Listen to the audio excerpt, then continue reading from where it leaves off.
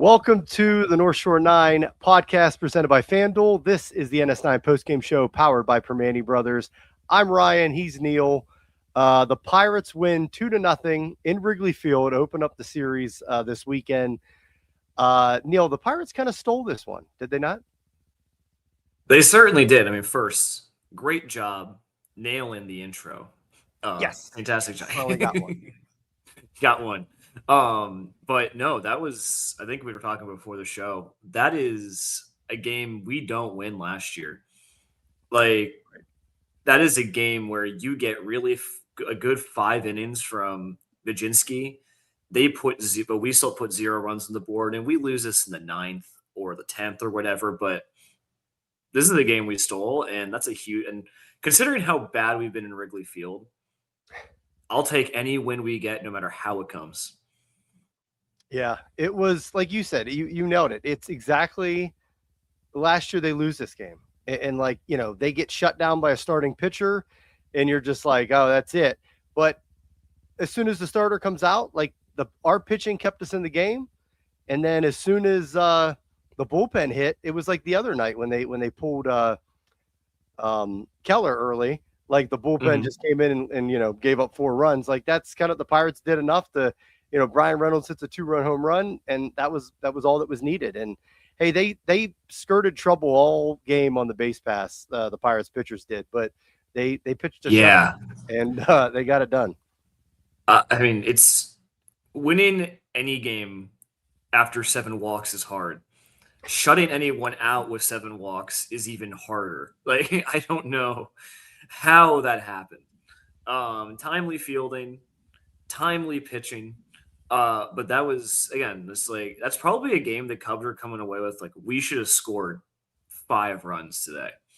And partly is that because Wrigley's a dump and the ball was being suppressed all game. Yes. But yeah, what a weird. Does Wrigley in April just not look miserable? Like I had a friend at the game. He was not having a good time until Bryan Reynolds hit that home run. Right. It's like you're like, oh, it's 45 or 50, but like 45 at Wrigley in April is really like it's cold, guys. Like you're right on the lake there. The wind's blowing in. Yeah, it was a weird one. Like I said, not really the greatest game to watch. I wouldn't always say it's a pitching duel. The Pirates did get no hit through 6 innings, but still somehow came away with the win. But you mentioned the walks, the 7 walks. The Pirate pitchers only got 6 strikeouts, but did they not come in huge spots? Like Mason Montgomery coming in, getting too big. It was kind of like his whole roller coaster. He walks a guy, but then he gets a couple strikeouts. Same thing with Soto. Soto puts a couple guys on, but gets a strikeout, gets out of it. Like the strikeouts were in big spots. Even Vajinski, credit to him. He was in the 6th inning. He was still pitching. He lets the first, 3rd time through the lineup. Here we go again. He lets the first 2 guys reach via single, and then he gets a big strikeout of, I think it was Suzuki, before they pull him. So I thought, we could start there with Vajinski. I think what we saw today from him is the reason why it was our 5th starter out of camp. Like he showed in spring, he was the best pitcher kind of in that trio that was competing for it. And this is, credit to him. He finally went 5 and he did it again. Like it wasn't pretty, Neil, but no, he skirted around trouble. He made the pitches when he needed to. And I'll say this, he looked like a capable starting pitcher today. As much as I prefer him in the role in the bullpen, because I think he can be elite in that bullpen role, he looked like a capable starting pitcher today.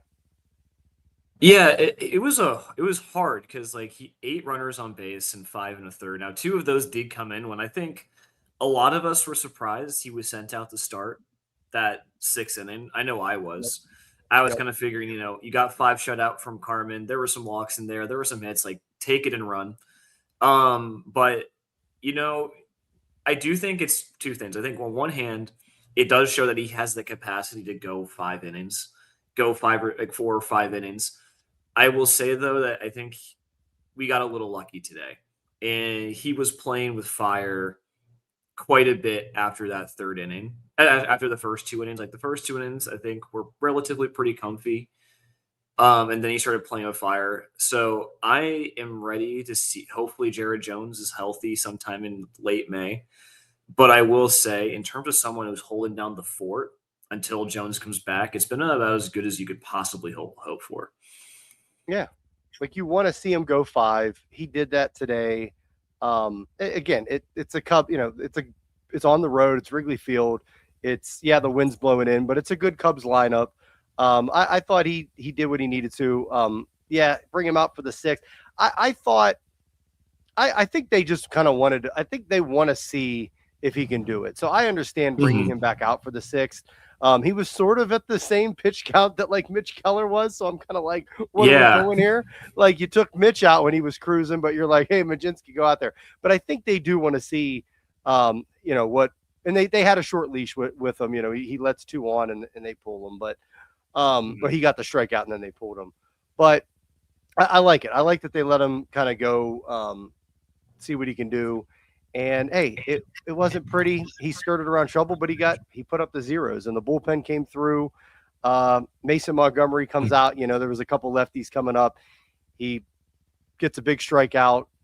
I think it was of Armstrong, and then walks a guy, then gets another strikeout. So just again, it was just they were just skirting trouble all game long.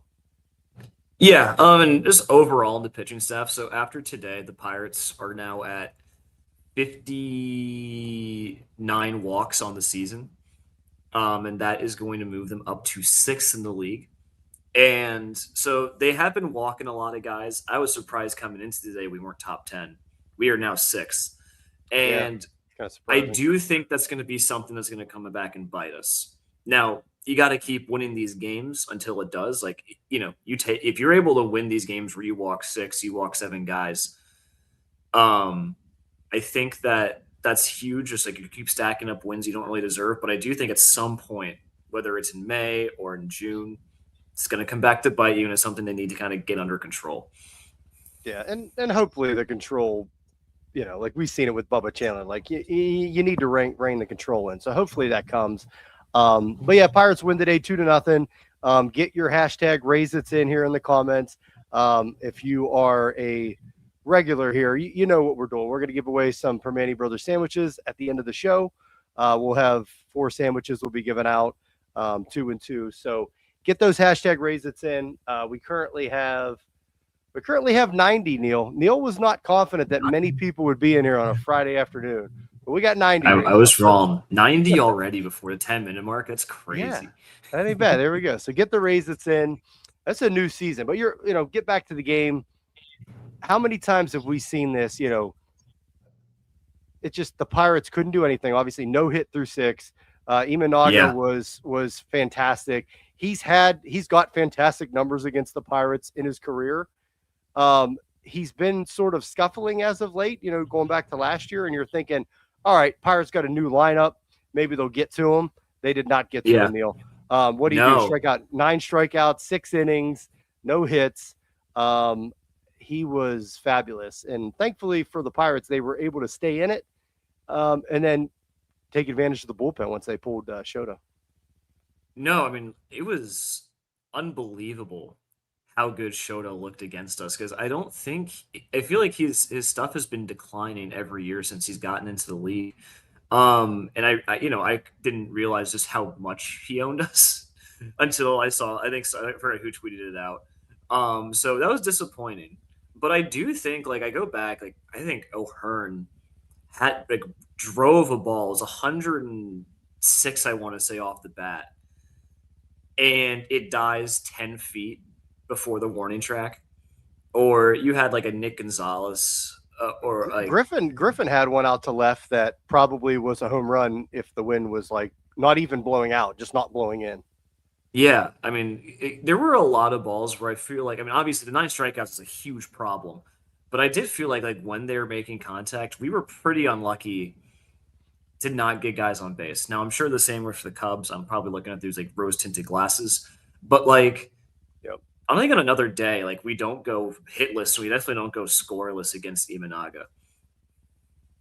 Yeah. No, you're right. I mean, the Cubs we did get unlucky, but they do have like gold glovers like at every position almost.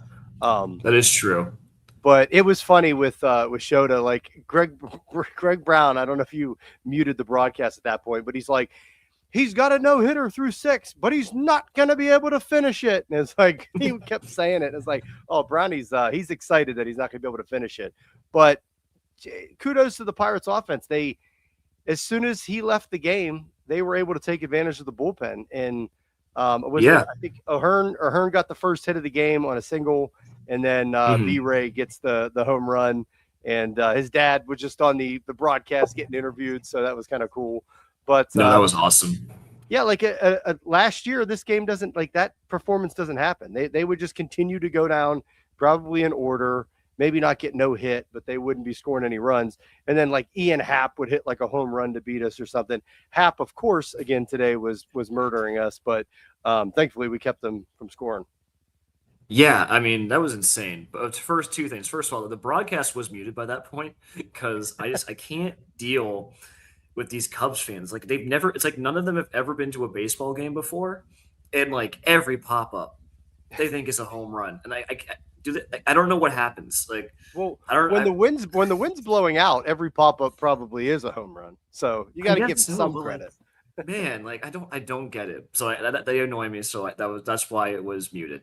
But secondly, I mean, I think this is going to be a common theme. Just hit the ball over the fence. Another game where the only offense was one swing of the bat. Reynolds, whose underlying stuff has looked really, really good this year. I'm really excited for him. But yeah, just hit it over the fence, and you are going to be in a much better position. Just imagine if we had these home run rates, like half the home run rates we had last year, we would be 5 or 6 wins better. And we're seeing that this year, where we are winning games simply because we have guys who will hit home runs.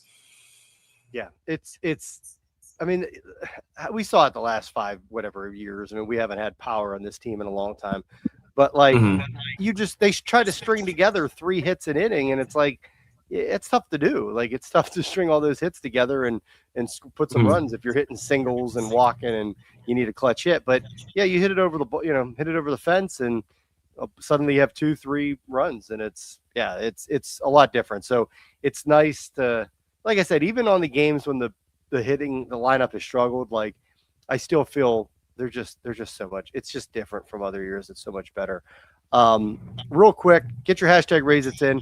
We're going to send it over to Cody with our sponsor. This episode is brought to you by IQ Bar, our exclusive snack hydration sponsor.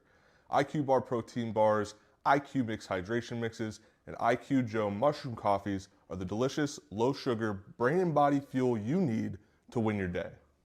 The Ultimate Sampler Pack is a great way for you to try all IQ Bar products and flavors. You get 9 IQ bars, 8 IQ Mix sticks, and 4 IQ Joe sticks. All IQ Bar products are clean label certified and entirely free from gluten, dairy, soy, GMOs, and artificial ingredients. With over 20,000 5-star reviews and counting, more people than ever are fueling their lifestyles with IQ Bar's brain and body boosting bars, hydration mixes, and mushroom coffees. The Ultimate Sampler Pack includes all 3. My personal favorites so far have been the almond butter chip and the iced tea lemonade hydration mix. It's just really full of flavor. I love starting my day with it, and I couldn't imagine starting my day with anything else other than IQ Bar products. Right now, IQ Bar is offering our podcast listeners 20% off all IQ Bar products, including the Ultimate Sampler Pack, plus free shipping. To get your 20% off, text MLB to 64,000. That's MLB 64000. Message and data rates may apply. See terms for details. No ad in the history of North Shore 9 gets our chat going like Cody's IQ bar. Yeah. The 64,000 thing is so good. I'm sad that it's ending. Really sad I guess it's ending, and people are not happy about it. And I'm not happy about it because I enjoy that read. So we'll have to get Cody on a new one and just throw some number in there. But yeah, we can go to the park and like get like one of those custom jerseys. This is like IQ Bar and like 64,000 on the back. That's right. He loves starting his day with he can't think of starting it with anything else. No, never. All right, so we have 114 entries, by the way, in our hashtag Raise It. So keep them coming. We will be giving away sandwiches soon. Pirates win today 2-0. Let's we talked about this lineup. Onyo Cruz, Neil, 9-game hitting streak. With him hitting lefties, should DiMaggio be and should he be scared? Onyo Cruz might be coming for him. I think so. I mean, if he's hitting lefties like this, yeah. I mean, unbelievable stuff from Cruz. and an incredible catch in center field, plus another base interference call. That was weird. Yeah. And I think he was safe anyway. Yeah, he was safe. But speaking of, was that his first stolen base this year? Like, I feel like it was. Very good question. That'd be kind of crazy if it was. That is his second. That is his second stolen base. I just think he's hitting too many extra base hits to get too many stolen bases. It's true. Yeah, when you're hitting he's not really hitting that many singles. He's gonna have to start stealing third after he doubles. Yeah.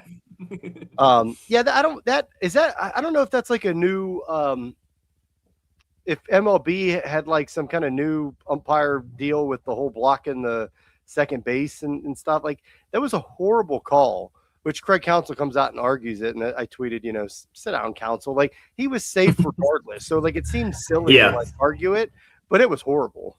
Like, it was horrible. I don't know if like MLB's asking people to crack down on that or not. I was hoping to see Counsell get ejected. So if that was, I was hoping that would happen. Like, but no, I don't get it. It was not a good call. The base was open. I mean, I'm not complaining. I'll take any call I'll get against the Cubs. But again, It doesn't even matter. He was safe. So it was a little weird. Yeah, it was. So Nick York gets the start today, leadoff position. Billy Cook got his first start of the season. Not really the greatest. York went 0 for 4. Cook went 0 for 3. Obviously, they're in the lineup. They're facing the lefty. I thought York made some pretty good plays defensively at third. Agreed. But, I mean, against Shota, it's just like they were kind of overmatched. Yeah, it's hard because we only got 3 hits all day. So it's hard to really single out York and Cook. I mean, Cook looked a little overmatched with fastballs, which was surprising because I don't think any of the Cubs pitchers were throwing it particularly hard. But he was really late to some of Shota's fastballs, humming in there at 93 miles an hour. So, I mean, I don't really mind it. Left-handed pitching, you want a righty at York to face the lefty. You want defense in right field since Lau is getting the day off and Horwitz is getting the day off. But yeah, it was a little bit of a rough day for most of the lineup. Not concerning. I thought Nick York had some pretty decent at bats, but It is what it is. Like it'd be much worse if we lost this game. Well, right, and he's been playing. York individually has been playing pretty good. Kind of like a hot bat. I mean, he's been playing. Not every day, but here or there. So yeah, tough day for the York Dorks, as Jim says here in the comments. So, yeah, the York Dorks is a good one. But it was a tough day for a lot of people with the bat, with the way Shota was pitching. Your buddy Marcell Ozuna. My buddy. People were throwing out the predictions on Twitter before the game. He's going to have 2 bombs in Wrigley. He's going to get going. I looked up his numbers. He's had like 6 home runs in Wrigley in like 180 or something at bat. So not great. And he's hitting like 225. But yeah, he just continues to strike out and not really, I don't know. I don't want to say he looks lost, but he's just not getting he's not driving the ball really. And it's just kind of contact and he got robbed from PCA, a mixture of the wind and PCA on I think his third at bat, the second or third. But I mean, yeah, it's another 2 strikeout day, another 0 for 4. I think he might just be a slow starter, but you gotta start bumping him down the lineup. Like Cruz got bumped down to 6. Yeah, I feel like at this rate, I know it's lefties and everything, but I think at this rate, it's got to be Ozuna who starts going down because this isn't good, and I'm sure he can pull out of it. But You can't have this black hole batting fourth or fifth every day. No, I agree, and especially against a righty and everything, I think you have to go put O'Hearn and Lau back to back, and drop Ozuna to wherever. But like I said, I think he'll get out of it too. I'm not oh, we need to DFA him or trade him or who are you going to trade him for at this point? But yeah, you got to keep playing him. He's got to come out of it. I think he will. I mean, he's had the power for so many years. I don't think all of a sudden I don't know if he's just overthinking it and he's just kind of in his own head. But yeah, just another rough game for him. The only thing I will say is that I think 2023 was a really good year from him. I think 150 WRC plus. He did start the year there 4 for 55. Yep. So there is some sort of precedent that he is a slow starter. But again, this is also a 35-year-old who was hurt last year with a bad hip. And so there's a lot of reasons to think that he might not ever get back to where he was. Yeah. Shout out Pittsburgh Clothing Company. Zach in here says a Guinness is the perfect way to start the weekend. I agree. Especially with the Pirates win. All right. Anywhere else you want to go with the offense? I mean, there wasn't much of it today. So, no, I mean, I still think Connor Griffin's getting unlucky. I'll say that. He's seen a ton of pitches. I think he hit one right to the third baseman. He had that one basically should have been a home run. Yeah. Shona thought it was out. He was very worried. And so I maintain he's going to be fine. But I would like to start seeing some hits at this rate. I am unworried, at least. He's obviously struggling. I don't think first off, the defense has been great. He's been solid at short. Had a couple good plays today. Had that one, could have been a double play ball, kind of threw an off balance throw to first and O'Hearn couldn't pick it. But besides that, his defense has been solid. He just doesn't look overmatched at the plate. It's not he's striking out 45% of the time or something. He's getting decent at bats. They had the other game against Mason Miller. Mason Miller made Connor Griffin look foolish. Mason Miller's making everybody look foolish. He's striking out 70% of his at bats. So yeah, that's absurd. But besides that, I don't think he's looked overmatched at all. So I'm not worried. He needs to learn how to hit major league pitching, and no better place to do that than up here with the Pirates and in the major league. So. And ultimately, I mean, we're 8-5 with no offensive production from Ozuna or Griffin, and that's pretty big, I would say. I feel like the fact that you're getting enough from Gonzalez and you're getting enough from York, and a little bit and on the margins to make up for our big guys not being there yet offensively, that's a pretty big deal. Yep. All right. Moving on from the offense, the only other thing I want to kind of mention is the back end of the bullpen. We talked about Pajinski. Mason Montgomery comes in. Mason Montgomery and Justin Lawrence is kind of that middle of the bullpen right now. Little rocky performances, roller coasters when they come in. But Montgomery got the job done today. And then it was Matson, Soto, Santana. Matson just, does it again, 12 pitches. He had one walk in there, but gets a scoreless inning. Soto walks a couple, gets through it.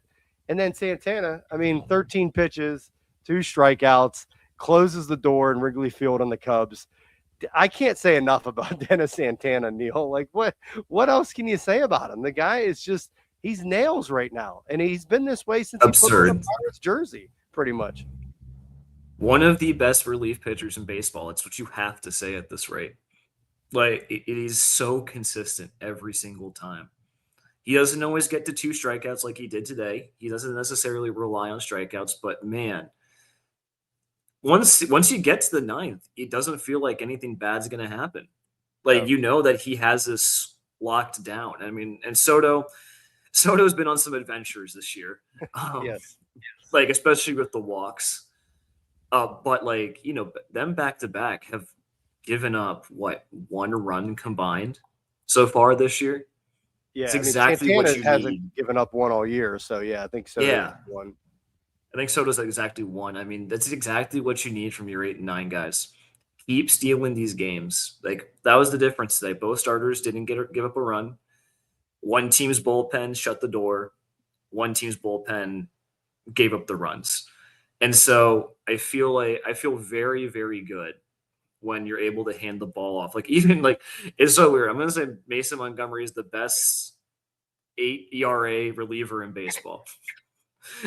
Right. Because he has these moments where like you looked really good today. I mean, did he walk a guy? Yeah. Did he throw a lot of pitches? Yeah, but no one was hitting him hard. No, like we've seen some really good relievers in the past like 10 years with the Pirates. You know, going back to Hanrahan and Melanson and Bednar and the one reliever we won't mention his name.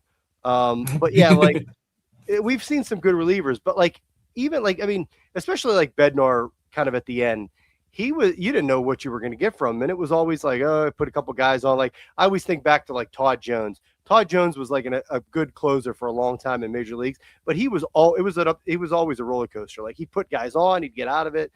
With Santana, like you don't even have that. He don't get into trouble. He barely pitches more than like 15 pitches an inning. And it's like, just next thing you know, like I knew that when we were getting ready to go live here, and it was like I had to go get my Guinness poured, and I was like, I don't have much time because Denny Santana's coming in. Like I just know it. Like there's not much time left here, and boom, the game's over. So I love it. Gotta start talking extension with this guy. Yeah, I think he's relievers are all over the place, but he's been pretty good. Yeah, I would pay him money to stay here. Like he has just been that good. I mean, he's been better than Bednar, in my opinion. Bednar, I feel like always kind of had like some shaky stuff, but I mean, Santana's better. I would have loved to have both here this year, but I'm glad if we had to choose. I'm kind of glad we kept Santana. Right. Yeah, the back end of the bullpen. I mean, I think I was more worried going into the season because it's like, yeah, they just Santana and Matson, they don't have the track record that like a typical kind of dominant reliever would. But Matson, I mean, besides like opening day, Matson's looked really good. He's like just kind of more of the same that we saw last year. And Santana, I mean, he looks better. He looks like the same, which is really good. So yeah, Jim says it here. Santana is awesome. I agree. I agree. Right, we have 137 entries, Neil. The people came out, even though you didn't think they would. Let's give away some sandwiches, shall we? Let's do it. All right, so let's bring this up here. And yeah, 138. Get them in. One last chance. Hashtag raise it. Buccos win 2-0. It was a big win to start the series off, Neil. I mean, you got now you can go in the next 2 games, and if you win one, you take the series in Chicago, and you go home. You got the Nationals coming in for 4, and you got Tampa Bay for 3 at home. So could be going 3. I mean, going 3-3 against the Padres and Cubs would be huge, and we only need one more to do that. Just win one more, and you're looking really nice. All right, so here we go. 139 entries. Let's go. We're gonna give away our first 2 sandwiches. Good luck, everybody. We need like a drum roll sound effect. Oh, there you go. Max of the Dead. Congrats. Max. Make sure, Max, just email us, northshore9@gmail.com. We'll get your email from that, and we'll get you set up for some sandwiches on the app. And here we go. Number 2. Everybody's got a shot. We got so many names in here this year. You used to be able to see like everybody's name circling through here. Yeah. Not this year. I missed that. We got Allison Sterner. Yeah, Allison, congratulations. There we go. So yeah, get at us. Email us, northshore9@gmail.com, and we'll get those sandwiches loaded to your app. Nope, I don't want to leave the studio. What am I doing here? Craziness. Almost just closed the show out early. But yeah, that would be great. Yeah, right. So tomorrow, 2:20 again, Pirates Cubs. I don't know if you saw the betting lines yet, Neil. I have not. Ashcraft on the mound against Edward Cabrera. Cubs are a favorite. Cubs were minus 150 today. And there's like this sports bettor he's like Pony. He's always wrong. He said he was doing a max bet on the Cubs today. So I said, that's good news for the Pirates. And it was. But tomorrow we need Pony's locks. We need Pony's locks. All I'll say is I don't know what Ashcraft's. I would take the under for runs scored if it's Cabrera versus Ashcraft, and I'm taking the over on Ashcraft's strikeouts. Well, the over under in the game tomorrow, they must know the wind's already going to be blowing in, because the over under is 6.5, which is pretty low. Woof. That is pretty low.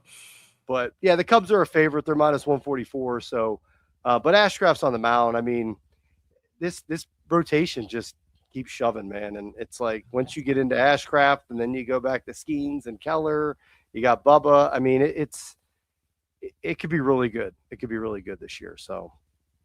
Yeah, I mean, Bubba might be our fourth or fifth best starter so far this year, depending on how you ask. Like some people, you can make an argument that he's been better. I'm not sure I agree with it, but you could make the argument. Oh no! Oh yeah, okay, that was today. Jim said he got a boost for the bet on the Pirates today. I was thinking it was tomorrow. I was like, oh no, but no. Even Jim Rosati curse isn't happening this year. Like what is going on? But yeah, we'll be back tomorrow. Also, remember, next Saturday, April 18th, we have the live tailgate at PNC Park. So we'd love to see everybody out, catered by Primanti Brothers. I believe all of us at North Shore 9 will be there. I think so. Yeah. Yeah. So because you missed last year, didn't you, Neil? I did. I was at a wedding. This guy. Yep. So he'll be there this year. So we'll be there. Amanda might actually show up. Hopefully no medical emergencies, Amanda. We'll hope to see you guys. But no, that's it for me. Neil, you got anything left? No, it's a good day, though. Always a good day when you beat the Cubs. That's right. Fly that flag or whatever. That stupid Chicago. All right, we're out of here. See you guys. Peace. All right, that wraps up this episode of North Shore 9. Thanks so much for tuning in, whether you're listening on the podcast or catching us on YouTube. If you enjoyed the show, please give this video a thumbs up, and don't forget to hit that subscribe button if you haven't already. It really helps us grow. And if you're listening on the podcast, a quick review goes a long way in helping others find the show. Plus, be sure to tell a friend about us. There's always room for more here in the NS9 community. And for those looking to support us a little more, consider joining our Patreon, become an MVP member, and get exclusive perks while helping us continue to bring you more of the Pirates content you love.